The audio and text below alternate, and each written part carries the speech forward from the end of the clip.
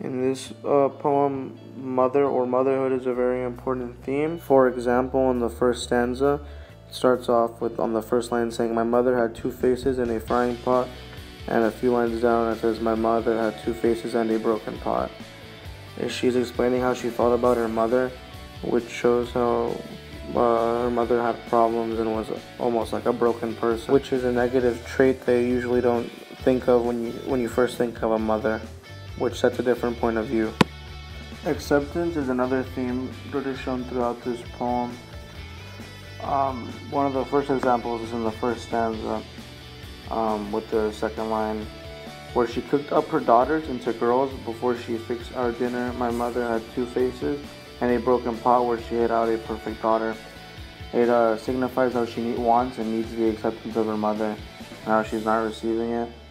There's also more examples when she talks about how her cruel brothers and sisters treat her, which also is another sign of acceptance. Yearning. Throughout the poem, they show many examples of how the speaker yearns for her mother's love. For example, in the second to last stanza, she repeats, "Mother, I need, mother, I need, mother, I need your blackness." She's showing how she yearns for her mother.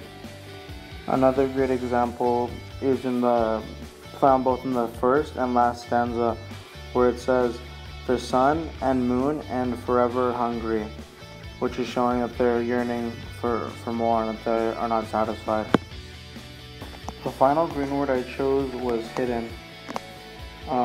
In the second stanza, starting with the first line, it reads, "I bear two women upon my back, one dark and rich, and hidden in the ivory hungers of the other," which signifies how she has two personalities and she's hiding her inner self. Another example of hidden is in the first stanza. It uses repetition as well, where it says, "My mother had two faces in a frying pot, and my mother had two faces in a broken pot," which is signifying that her mother has two faces and she's hiding them, or one of the personalities.